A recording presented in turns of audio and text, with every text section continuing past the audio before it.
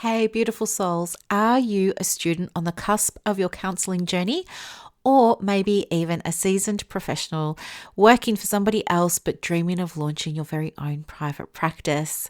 If so, I would love for you to join my incredible coaching membership today. It's tailor-made for therapists just like you, offering step-by-step support 24/7 because you know what, we're in this together. Plus, I've even got courses and CPD trainings included to help fuel your growth. I know, I love it so much and I hope you do too. Discover the path to your dream private practice your way. Dive into the supportive community and get some quick guidance, accountability, and real connections. It's your business and I've got your back. So join me now and make your dreams a reality. Head over to my website today. The link is in the show notes and the membership is called Private Practice 101. I'll see you there. Bye.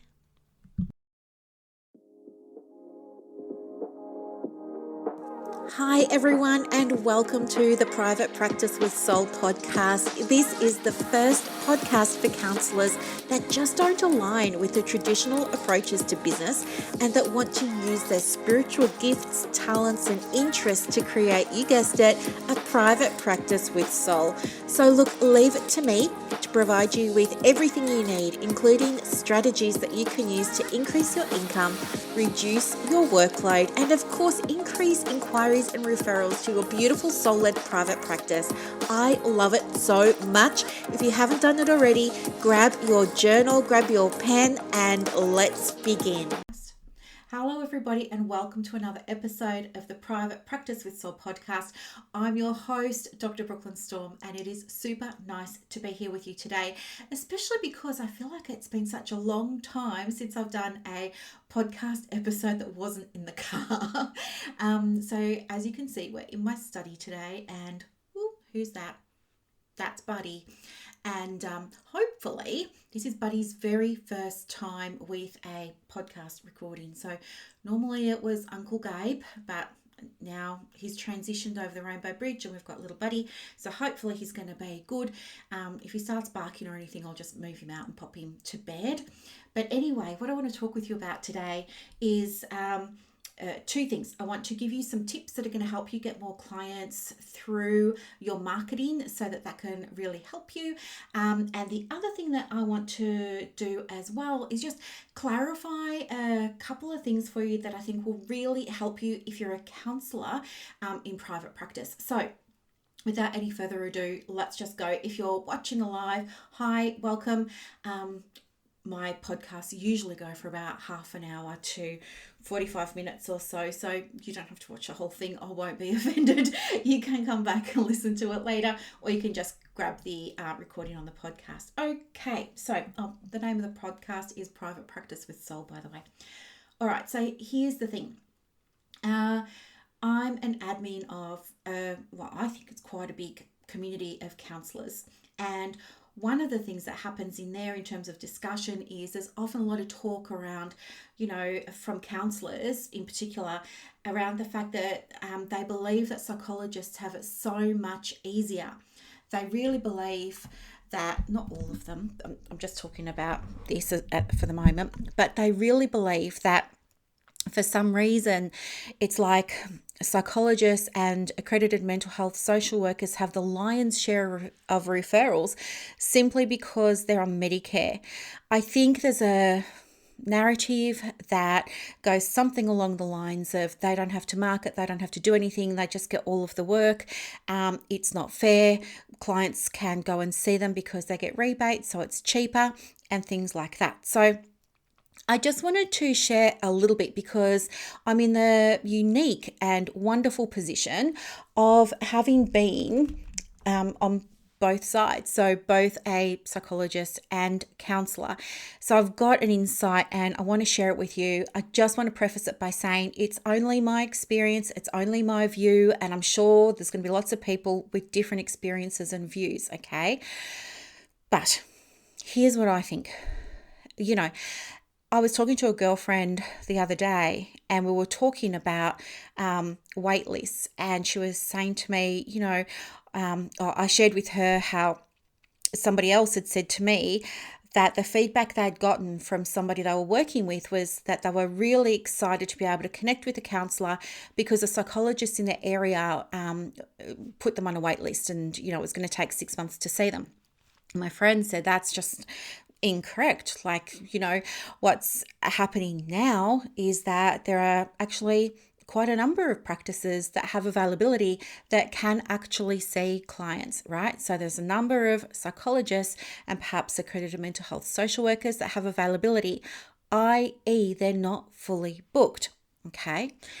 Now, the other thing to understand too is something that's often discussed in the counselling community is, if we're on Medicare, we could provide it free. We could provide the counselling free to people. And I just want to give you a little bit of an insight as to what that looks like. When I started on Medicare, I can't remember. I think it was such a long time ago. It might have been that we got $68 for a 50-minute session. I think now, I just looked it up the other day, it's something like $93. Now, if you're a psychologist and you're doing bulk billing, i.e. doing it free, so the client isn't paying anything out of their pocket, your payment, if you like, is the Medicare rebate. You're only getting $93 for a session, whereas the counsellors are getting $150 plus for a session, okay? So when you're working as a psychologist and you're bulk billing, you need to see quite a high, or you need to book quite a high volume of clients in. Why? Because when we're bulk billing, there's often quite a high non-attendance rate. When there's a non-attendance and you're bulk billing, you don't get a cancellation fee. Usually you don't. And here's the other thing, you can't prepay. So, in counselling, as counsellors, we get clients to pay for their appointments at the time of booking them. Psychologists who work under Medicare, for example, aren't able to do that. They can't say when you book your appointment, it's going to be $200 or something. They can't do that because, they can, but they can't process a rebate to the client because the service hasn't been provided yet. So there's all these kinds of complexities that surround the billing and the finances when you work as a psychologist under Medicare, or a mental health social worker under Medicare. The other thing to be aware of as well is that there's a lot of administration that's non-billable. You just don't get paid for it as somebody who's working under Medicare. If somebody comes to you with a GP mental health care plan, for example, you need to send a letter to the doctor to say, yes, I'm going to accept the referral, or no, I'm not. You need to then do progress reports, progress review, discharge summaries. You need to perhaps liaise with the doctor, depending on the nature of things. All of these administrative tasks take time, and you can't bill for those. So number one, you're booking a high volume of clients and praying that they're going to turn up. And number two, you've got now all this extra work that you've got to do somehow, perhaps even in your personal time, that you're not going to get paid for, and you cannot charge the client for doing them, right? That's just a mental health care plan. The other Medicare thing that psychologists and mental health social workers often work under is called a chronic disease management plan. So it used to be called an enhanced primary care plan, or EPC. These can be nightmarish, and the reason for that is because when the doctor fills it out, right, the doctor has the option on that form of allocating a certain number of sessions. I think from memory it's 5 sessions they've got. So that doctor might say, oh, well, you can have 1 session with the dietitian, 2 sessions with the psychologist, 1 session with the exercise physio, and 1 session, with somebody else that's under Medicare. And so what happens then is, and an enhanced primary care plan or a chronic disease management plan covers a 20-minute consult, right? So if you're bulk billing, now you've got the ethical dilemma, do I just see someone for the 20 minutes, which is what I'm getting paid for, or is it more ethical for me to only accept the payment for the $20, but provide a 50-minute session, the payment for a chronic disease management plan or EPC was, when I was doing it, about $50. So not much money at all. Plus, there's all this extra admin with that too. So as soon as the psychologist or the social worker receives that team care arrangement or the EPC or CDM, straight away they've got to send a letter to the doctor, and then they've got to say they've got it, and yes, they're on board and they're going to do everything. Then they've got to send another one to say what the presentation of the patient was like and what the treatment goals are, and then they've got to do another one for when they've finished working with the client. So it's a lot of paperwork for maybe 2 sessions. There's ethical dilemmas around it. There's financial dilemmas around it. And again, if they're only getting paid about $50 for doing that session, is it worth it once they have to take out room rent, superannuation, PD, registration, insurances, all of that? They're probably walking away from that session with about $10. It's not even minimum wage. And these beautiful souls all have master's qualifications or higher, right? It doesn't make any sense. So I don't understand why counsellors seem to think that, Medicare is the golden ticket and all their problems are going to be solved and they'll just be able to provide all services free. You won't. If you're going to do bulk billing, you are going to need to see more than 3 or 4 a day. Trust me, I was there. You're going to need to book so many every day and hope that they all turn up. Okay. So there's that. The other thing too is just in psychology anyway, there's 2 tiers. So you can go and see your client can go and see a general counsellor and they can get $90 back for their sessions, or they can go and see a clinical psychologist and get maybe nearly, I think it's 132 or 137, so say $140 back. I know if I'm a client where I'm going to go, you're going to go where you're going to get the most money back. So think about that. And if they're the rebates that psychologists are getting, and then social workers, I think usually they're about $10 less. What do you think Medicare is going to pay counsellors? Probably not that much. I think if you're a counsellor on Medicare, you could be looking at between $40 and maybe $50 a session. So it's something that's really important for you to understand. Medicare is not a cash cow. It's not going to solve all your problems. The other thing too is that when you're delivering services under Medicare, you can be audited by Medicare at any time. And so an audit looks like them coming down to your practice. Well, of course, they notify you first, but they come down to your practice and you hand over your files and you show them your computer system and all of that sort of stuff. And they check everything. And you might have seen, usually with Medicare, you see a client 6 times and then you do a review and then the doctor says, yes, I'll give them another 4 sessions. So then you get to see them for another 4 sessions. So they've had usually 10 sessions with you. Now, if Medicare auditors check your files and they see an error, that psychologist has to repay Medicare, not for that single session where the error was identified, but for all the sessions that you as a psychologist claimed rebates for. So if, for example, this one is quite common actually, when you receive a referral, that referral is usually a referral letter from the doctor. Some doctors just don't date them, or some doctors might not put all the relevant information on there, right? But you're used to seeing like so many of these letters come through. Maybe you're just having a bad day and you don't pay attention, and maybe the doctor hasn't written the date on that referral letter, but you see the client 10 times. Now, all of a sudden, the auditors have come and said, hey, just looking at the referral for patient ABC and notice that the doctor hasn't put a date on this letter. You need to pay us back. How many sessions did you have? Oh, you billed us for 10. Great. So you're going to need to pay back those 10 rebates now. And here's the thing, the psychologist has to pay them back. And so you're out of pocket now, 10 times $90 rebates or 10 times $140 rebates. So it's adding up. And then you can't even go to the client and say, hey, just got audited by Medicare, going to need you to give me back some money. You can't do that. It's your cost to bear. Now, Medicare, generally, I haven't checked lately, but I help psychologists with their Medicare audits all the time, but haven't done one since November. So that's like 4 or 5 months-ish, and things could have changed. I don't want to give you the wrong information, but normally they audit about 10 files. Now, if you've got, it's really normal for people to have errors in 3 or 4 of those files.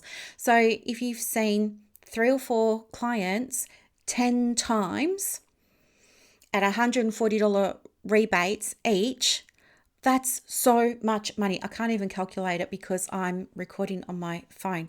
That's so much money. That's just going to come out of your bank account. You've got to find that somewhere. There are psychologists and social workers on payment plans to Medicare to pay back debts because all these things happen, right? There are also some psychologists that didn't understand about prepayment and things like that. So they were taking prepayment at the time of booking and set up Helixy or Clinico or Power Diary or whatever software they were using to automatically process the rebate. And so what was happening for them was they were getting into trouble because it was like a fraudulent transaction because no service had actually been provided. Therefore, why are you rebating? Make sense? So yeah, Medicare is tough. The other thing too is that, as you know, Medicare, like many other funding bodies, I'm not down on Medicare. It's not that. I'm just bringing it to your awareness because I feel like so many counsellors don't understand what's involved. And I want you to be educated and have that awareness so that when the time comes, you can make a choice about whether or not you want to be on it or not, or under it, whatever the language is. I think I've just forgotten what I was going to say. I'll come back to it. So look, I think the gist of Medicare is probably really good, and I appreciate it can absolutely be helpful for people. But did you know that's what I was going to say. The treatment modalities are prescribed. So you can only use the treatment modalities that Medicare, in this case, because we're talking about Medicare, allow you to use. Now, that just sits so wrong with me that a government department can sit there and dictate to me, a therapist with a PhD, 14 years of university education, 30 years in the profession, can tell me that they know better than I do about what treatment my client needs when they've not even met my client. They're saying, well, you've got to use this modality or that modality or this one or that one. And I'm thinking, okay, 30 years is a lot of PD. 30 years is a lot of extra learning and education and knowledge and practice wisdom. Surely I'm an expert in mental health. Surely it should be up to me and my clinical judgment as to what treatment is best going to help my client in that session to feel better or achieve the goal or whatever it is that they're wanting and needing. Unfortunately, it's not the case. You don't have sovereignty over how you work. It's very different. When you're a counsellor, you get to choose. You can have this really beautiful eclectic approach. You can draw upon a bit of ACT and sprinkle in a bit of mindfulness. You can use a bit of hypnotherapy. You can do all these different things. And your clients are so lucky because you're customizing treatment for them. This is something that you cannot really do under Medicare because unless Medicare approves of the treatment that you want to use, you can't do it. You can't use it, and you can get into big trouble for using it. So it's important to understand that as well. I think it's really interesting that, I'm just speaking again from my experience, but since I released my registration in 2020, which interesting, I should do the numbers on this as well because it was September 2020. So I'm sure a numerologist out there is going to tell me something very, very exciting about those numbers. I don't know what a 6 means in numerology, but anyway. Since that time, and since sharing my story about how I transitioned out and away from psychology, do you know how many psychologists have come to me and said, can you help me do the same thing? Do you know how many of them I've helped get out of psychology and move into the counseling and consulting spaces? So many. Why are they moving out? I want you to know so many psychologists do, sorry, just bang my microphone. So many psychologists do use Medicare and they work under it, right? Totally fine, totally okay. Don't have any issue with that. And it's not the only thing. You don't have to work under Medicare as a psychologist or a mental health care social worker. In fact, don't have to work under it at all. You might choose to be totally private and never, ever, ever have anything to do with a funding body. You might never touch NDIS or WorkSafe or victim services or Medicare. You might just be like a counsellor in that you just totally freeball and go your own way. You can absolutely do that as a psychologist and as an accredited mental health social worker. The challenge is, I think, how do I find the clients then if I don't work under Medicare? I think that's what happens for some psychologists, and that's how they slip into the trap, if you like, of working under it. Now, this is just my experience, and I'm sure that there'll be other psychologists that say, I love Medicare. And maybe they do. And if so, that's so good, and I'm so happy for them. But I'm speaking from the perspective of the ones who don't, and I'm showing you what it really looks like on the other side. So when counsellors, you're thinking that you want to get on Medicare because your life's just going to be easy breezy and you're going to have all of these clients just rocking up, you're going to have a wait list, all this sort of stuff, remember that it's not all roses and it's not always the grass is greener. Those clients are going to come and see you. They're a different type of client often in terms of not only presentation. Well, what I can share with you, again, just my experience, oftentimes clients who present on a mental health care plan can be experiencing some serious stuff. And there's no way on earth 6 sessions or 10 sessions is ever going to be enough to even scratch the surface. I'm talking about people with maybe addiction or people that have trauma that's just like so big, long-term trauma, things like that, long chronic depression, chronic anxiety. It's just not going to be fixed in 10 sessions. And so what happens is after those 10 sessions have transpired, the psychologist might say, hey, let's work together. This is what the fee is, and that client is so used to not paying, for example, that they might say, do you know what? I'll just wait until I get my free ones next year. And then they're going to come back next year and you're going to have to start all over again. And this is why we see patients consistently, like year in, year out, using their mental health care plan, right? When you work as a counsellor, the difference can be that if somebody comes to you with long-term trauma, long-term anxiety, long-term depression, the clients that are coming to you don't have the Medicare mindset of 6 sessions and 10 sessions. They're coming to you with a different outlook and a different mindset, and you get to work with them for as long as is required, where possible and where ethical, of course, but there's no constraint. There's no, I'll just come back next year when the free ones kick in again. There's no, I'll just come back next year when the rebate ticks over again. You're not dealing with that. And that can be a really big source of frustration for psychologists and mental health social workers, because towards the end of those 10 sessions, that might be when they're just starting to get the breakthroughs and the client's just starting to get the transition and just starting to make the changes and the results are starting to come through. And now all of a sudden the client's disappeared because the sessions have run out. You don't have to deal with that in your counselling private practice because your clients aren't coming to you under that framework. So in that sense, it's so good for you because your clients will be with you for as long as they need to be, okay? Again, caveats where it's ethical and where they're getting results. So I just wanted to share this with you, and I think it really highlights to me as well, the Medicare model highlights to me as well the importance to understand your marketing. And I know so many people don't like it and they don't want to think about it, and I get that because I went and did so many marketing courses with other private practices. One was like all about physios and chiros, and it was rah. It was talking about, using levers for this and machines for that and blueprints for this. And it was like full on, intense, rah, rah, rah, very masculine. And it was so uncomfortable for me to do that training. Somebody else was all about, let's make $1 million in your practice. That wasn't on my agenda. I didn't want to make $1 million in my practice, but the things that I was learning were all geared around how do you get the most money out of this and how do you get the most money out of that, and what about your team members and how can you, do you know what I mean? And it was just, again, it was mind-blowing because I never thought about private practice like that, but at the same time it wasn't aligned with me at all.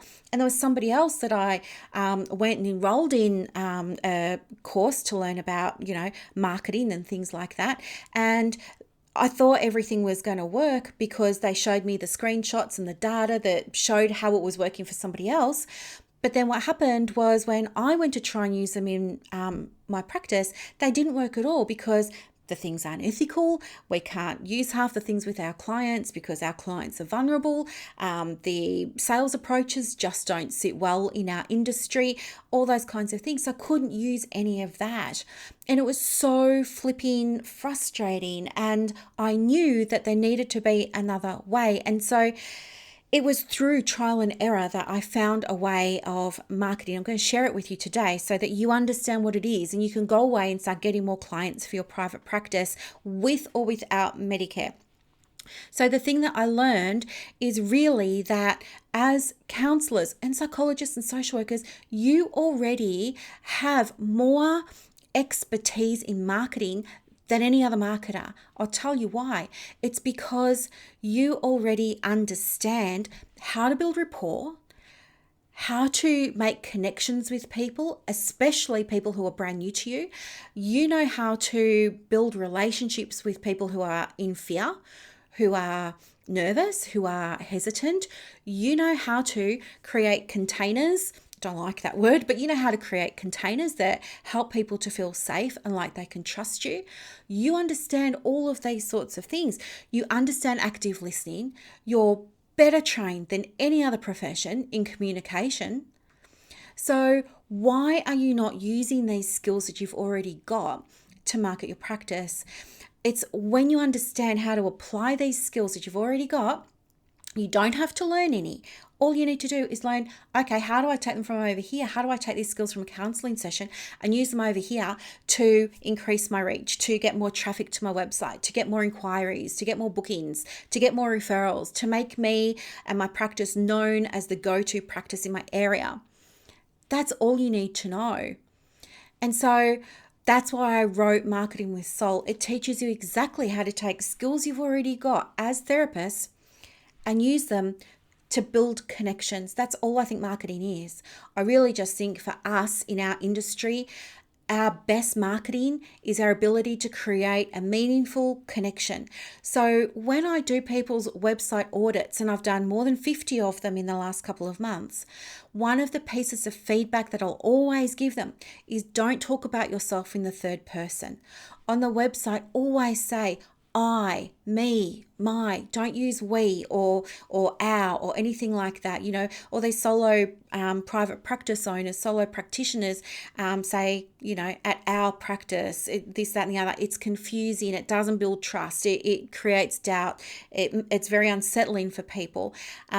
Always try and use stories, okay? Stories, you know this already. Stories are going to be more impactful for you than a testimonial, and I'll tell you why. In our industry, testimonials don't work. Do they work for Nike? Yes. Do they work for Hair House Warehouse? Yes. Do they work for us? No. Because in our industry, again, we're restricted. We've got to behave ethically, which means we can't identify anybody that's giving us those testimonials. It means that, if you do, they've got to understand how they can retract their testimonial if they change their mind down the track, all those kinds of things. So what happens is counsellors end up putting testimonials on their website that says, hey, I really loved working with Brooklyn. And then the signature will be a happy client. That's BS. That means nothing to a client that's coming over to your website. How do they know you didn't make that up? It's not credible. A better way to build and the reason that you have the testimonials is to build social proof, right? So social proof simply means, do other people like it? Did other people have a nice experience? If other people like me had a good experience, then maybe it's going to work for me too. That's called social proof. That's why you have a testimonial. I have a workaround specific to our industry that we can use. It's called a success story. If you're in Marketing with Soul, if you're in Private Practice 101, you've had the training on it, you know what to do, you know how to write them. I can absolutely tell you that people who share success stories on their website and in their social media and in their blogs and things like that, build connections much more quickly with clients than people who just have the testimonials or nothing. And they're the ones who get more inquiries. Okay. Whether or not they book them is a whole different thing, because you got to understand what to say to book a client, obviously. A mistake that counsellors and psychologists don't actually do discovery calls for the most part, nor do mental health social workers. Counsellors somehow, so many of them have on their website that they can do this free 15-minute discovery call or a free 30-minute, discovery call. And this is problematic in your marketing because, number one, it's not building connection. Number two, no one knows why on earth you want them to call you. You're not telling them why or what they're going to get or what's it about or anything like that. And worse still, some therapists will write, let's have a conversation to see if you're a good fit, and that you shouldn't be doing that, especially with our clients, and especially if you're working with clients who have perhaps anxiety or trauma. This can be very triggering for them. You've already said how you're not going to be judging them and you're going to give them a safe space, but now you're telling them, get on a call with me and I'll make a judgment about whether or not you're a good fit for me, if I want to accept you, if I want to work with you. It's not okay. If you're going to do those calls, and I've done podcast episodes on it before, you can go and listen to how to do them. You need to have a name for it. So that title needs to convey something like a result or an outcome that person's going to experience from that call. So you might call it a 15-minute get unstuck session, where I'm going to ask you a set of questions. At the end of those questions, I will then give you 3 strategies that you can use right away to help you get unstuck. And if I feel that I can be of more help to you, I will certainly give you guidance and direction about your next steps, one of which might be to book a session with me. That's it. So now when somebody comes over to your website and you have a niche dealing with overwhelm or something like that, and people see you're going to help them in this 15-minute call, of course they're going to start booking in. There's your inquiry call. People who have that very clearly defined inquiry call with a really clear call to action, a really clear header, lets people know what they're going to get. Those people get more bookings of the inquiry calls than people who say, have a 15-minute discovery call. Your clients don't know what a discovery call is. You might not even know what a discovery call is. Discovery calls came from the counseling industry. The reason that from the coaching industry, the reason that coaches have them is because coaches charge thousands and thousands of dollars to work with them. So of course, clients need to have an opportunity to speak with the coach and make sure that they're going to be a good fit, and make sure that this coach is the right person to help them, and make sure that they get along and they connect. That's what a discovery call is all about. And people in coaching understand that. But when counselors start talking about it, it makes no sense. Counselors often don't understand what a discovery call is. If you don't know what it is, how on earth are your clients going to know what it is? So they're 2 things. You've got your stories, you've got your discovery calls. The other thing is your language. So really be mindful that the whole point of your website, the whole point of all of your marketing is to create rapport, is to create connection. Okay. You're not going to be able to do that if you're not using language that doesn't resonate with your client. Okay. So don't say things like, I help individuals. Say, I'm here to help you. I'm here to help you because, I understand what it's like to be a busy working single mum that's juggling all of the balls and doesn't have 5 minutes to brush her teeth, let alone go for, lunch with her girlfriends or something like that. I'm here to help you. And in our 15-minute call, what I'm going to do is help you find time for you to come along and get some support, because I know you're busy. I know you've got so much on your plate. You probably can't think, how am I going to find an hour a week for this? Let me help you find that hour so you can come. That's what we're going to focus on in our call, right? Something like that. But always speaking right to your client. And this is why niching is so important. If you want to become the go-to practice in your area, you need to have a reason for people to refer to you. So if you say, I work with women who've got anxiety, you might think that's a niche, and it is a niche, but it's so big. What kind of anxiety? Does she have a phobia? Does she have anxiety about work? Does she have trauma? Like, what is it? And if it's trauma, what type of trauma does your practice specialize in helping people with? Is it road trauma? Is it domestic violence? Is it sexual abuse? Like, what kind of trauma? Now, if I'm a doctor, for example, if I'm a doctor and I've got practice A over here says I help women with anxiety, practice B over here says I help women who have been victims of road trauma, and I've got a patient with me who was involved in a car accident or some collision or something like that. I know exactly who I'm sending this patient to. I'm going to send it over here to this one that specialises in the road trauma. Now, yes, my client is technically female and has anxiety, but this is so general over here. But this one over here is very specific, so I know this practice is going to be able to help me. If you have been marketing and you're not getting clients, it's because you're not the go-to practice in your area or your niche or your field or your specialty yet. You can fix that when you understand how to market, and I'm giving you some of these tips and insights right now. The other thing too is I have a form that I get people to fill out when I work with them, and I ask them, how are you marketing your private practice at the moment? And almost every single person says social media. So they'll say Facebook or Instagram, or they'll just write social media. And then when I go and check their social media, they're not marketing, they're posting. There's a difference between posting on your social media and actually marketing. So when you market, you usually have a marketing plan. That marketing plan is usually around 12 months. It's in alignment with your mission and vision and the goals of your practice and all those kinds of things. So the goals could be financial, they could be impact goals, they could be all kinds of things, right? Goals built on your values. And then that plan is broken into quarterly plans.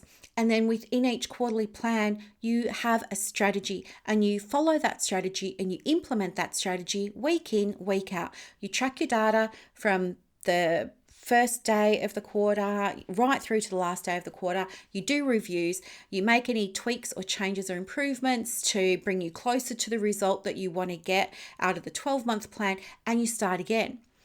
But so many therapists are just posting random stuff. It's not branded, it doesn't have their details on it, or worse still, they're sharing other people's posts, which is problematic, because if you're just starting your practice and you need to have more clients, sharing other people's posts drives clients to them. I know this because people share my posts. It drives clients to me instead of them. If you're needing clients for your practice and you're building up your practice, don't share other people's stuff. Have a look at what somebody else has written, and if you feel inspired, respond to it in a post. We want to know your point of view. Your clients want to know what you think. They want to know what you stand for. Just like me here today, talking about how, Medicare is not the be all and end all. That's my point of view. Now, you can like it or not, but it's my point of view. And this is what builds my audience. If you don't stand for something, you stand for nothing, and nobody's ever going to be booking in sessions with you. Okay? So understand there's a difference between posting and marketing. Okay? If you're just posting and there's no plan or strategy behind it, and you're not getting inquiries and you're not getting bookings, that's a sure sign you need help with the marketing. What else did I want to say? I think that's pretty much about it for now. But Counsellors, I really feel, are in such an amazing position to be able to run highly successful private practices in the way that you define success. So it might be financial, it might be impact, might be the number of clients you get to work with, or the changes that you make and the ripple effect, whatever it is, however you define success, you absolutely can be. But when it comes to building a practice, you do not need to be going and talking to doctors as a counsellor. I wouldn't waste my time. Instead of spending, and counsellors do it, they spend all this money. You've got to cater the lunch, you've got to go to Subway, you've got to get the wraps, and you've got to make sure that the wraps are all vegetarian. You've got to take them down to the practice. You've got to, get set up. You've got to try and talk to all the doctors as they come in. Oftentimes, not all the time, but oftentimes the doctors are quite rude. They'll come in, grab a sandwich, say, do you do mental health care plans? You say no, and they're out of there. You don't even get a chance to speak a lot of the time. Instead of going to all that trouble to try and get in with a doctor so you get some referrals, why don't you spend that time and having lunch with one of your colleagues and build that relationship? Because did you know that the biggest referrer of clients to counsellors is other counsellors, not doctors? Doctors refer to people who work under Medicare, like psychologists and mental health social workers. They're unlikely to refer to you, okay? What would be better for you if you want to build up your practice is to have a lunch with 2 or 3 people. So I've got a free community where you can connect with people to do that. It's called Counsellors Connect Australia. If you're not in it, let me know. I'll give you the link. You can absolutely join. It's free, no strings attached, beautiful community. People promote their practices in there every single week. Supervisors get to promote their practice all the time. It's a really lovely, helpful, vibrant, beautiful, comfortable space. Why not come in there and say, hey, my name's Brooklyn. I'm based in Mount Eliza in Victoria. I'm looking to build my referral network. I really want to catch up with other therapists that are in my area. If you're interested, could you please let me know? Why don't you do that and start meeting with a group of you and start connecting so that you can get those referrals flowing? In order for those referrals to flow to you, though, you need to also be referring out. This is the other thing. And it's something that happens as well. For example, when I'm just thinking about the exchange here, but in the free counselling group, for example, every week I put up a post that says, share details about your business. But I would love to know how many people that share their business, that post their business links, are actually also going and clicking on other links of other businesses and seeing what those other businesses are doing. I mean, if you're just throwing up your own details and you're not interacting with anybody else's business, it's not going to work for you. You need to be interacting with other people's businesses as well, right? That means visiting their page, saying to them, oh, I'm really interested in this. I work with women's trauma, but I don't work with teenagers. What do I do to refer a teenager to you? Because I don't know, maybe some of these women with trauma have kids and they say, I'm getting so much help from you. Can you see my teenager? And you say, no, but I know somebody who does. And then they pass on your details. So this is how it works. It's got to be give and take all the time. Okay, it's how you're going to build up your practice, and it is more powerful and it works more quickly than trying to get referrals from doctors, okay, as counsellors. So if you're a counsellor, please don't panic about being on Medicare or not, okay? It's not the be all and end all. You're in a, oh, sorry, buddy. You're in a really good position, buddy. You're in a really good position, buddy, come. You're in a really good position to be able to build up your practice without all of the drama of Medicare, okay? The grass isn't always greener. If you understand how to, market your practice, you can be fully booked. Somebody in one of my groups this week was sharing how in one of my programs, she became fully booked in 9 weeks, okay? And she's brand new. She doesn't have 10 years experience. She doesn't have big networks or anything like that, but she went through the program. She's fully booked, 9 weeks. I'm going to drop the information to Marketing with Soul in the link for you. In the comments for you. The other thing too is if you're thinking of starting a private practice, I'm hosting a free workshop. I'll put the link to that as well. It's on Monday night, the 8th of April at 7 p.m. It's online. Hopefully you can come. There is an opportunity for you to submit questions as well if you've got any beforehand. And I'll also be giving you a private practice resource that can help you with getting set up and help you get clients as well. And it's all free. It's just something that I want to do. I'm also opening the doors to Private Practice 101 that night as well. So I'm happy to answer any questions that people might have around Private Practice 101. It opens twice a year. It's a 12-month course that teaches you how to start your private practice and get all the foundations in place ethically, the right way, right from the beginning. So I hope that this was a helpful video. I hope it was a helpful podcast. Yes, if you're listening on the podcast, I'll put all those links for you in the show notes. Thank you so much for listening. So wonderful to be back with the microphone instead of doing these in the car. And I will see you on Saturday for the next episode. If there's anything you want me to talk about, of course, don't hesitate to reach out and let me know. I'm always open to topics for you. But please do consider getting on top of your marketing, okay? This can be your year for private practice. Have a wonderful day, everyone, and I'll see you next time. Thanks for watching. Bye. I hope that you loved this episode as much as I loved putting it together for you. To get more resources to help you in your private practice, head over to Instagram. My handle is @theprivatepracticecoach. And also, if you want more inquiries and referrals for your business, let me know. I have a program called Clients on Demand that opens every quarter, and I can absolutely get you some information for that as well. You are doing an amazing job. Thank you for sharing your gifts with the world. Bye.